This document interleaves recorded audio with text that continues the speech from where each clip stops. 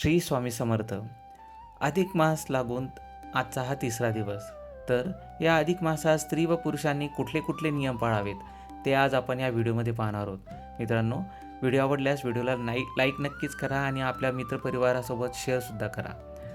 अधिक मासात महिला पुरुषांनी प्रामुख्याने सात्विक आहार, दानधर्म आणि नामस्मरण या 3 मुख्य नियमांचे पालन करावे. हा काळ आध्यात्मिक उन्नतीसाठी अतिशय विशेष मानला जातो, कारण या काळात केलेल्या सेवेचे आपल्याला हजारो पटीने पुण्यफल मिळते.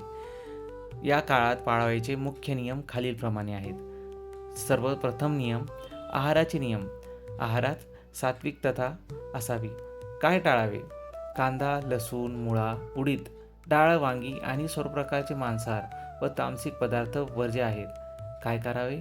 शक्यतो उपवास करावा किंवा दिवसातून एकदाच सात्विक अन्न, उदाहरणार्थ मुगाची खिचडी, फराळ व इत्यादी फळफ्रूट ग्रहण करणे.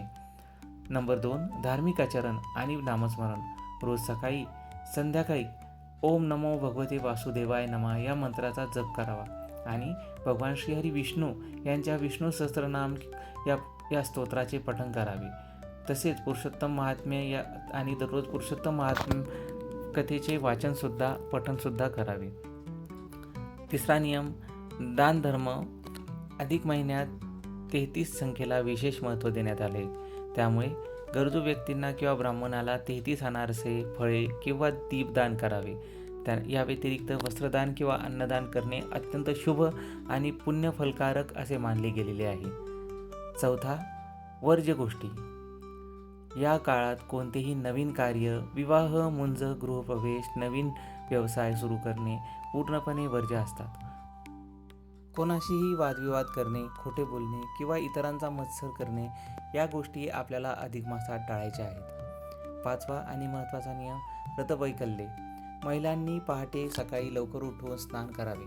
देवळात जाऊन किंवा घरच्या घरी 33 दिवे प्रज्वलित करून तुळशी मातेची पूजा करावी आणि या काळात व्रत म्हणून ब्रह्मचर्याचे पालन करावे. मित्रांनो, व्हिडिओ आवडल्यास व्हिडिओला लाईक नक्कीच करा. चॅनलवर नवीन असाल तर चॅनलला आत्ताच सबस्क्राईब करा आणि बेल नोटिफिकेशनसुद्धा ऑन करा. म्हणजेच आमच्या चॅनलवर येणारे नवनवीन माहितीपूर्ण आणि महत्त्वपूर्ण व्हिडिओंचे अपडेट्स आपल्याला मिळत राहील. आणि हा व्हिडिओ आपल्या मित्रपरिवारासोबत जास्तीत जास्त शेअर करा. श्री स्वामी समर्थ. हर हर महादेव.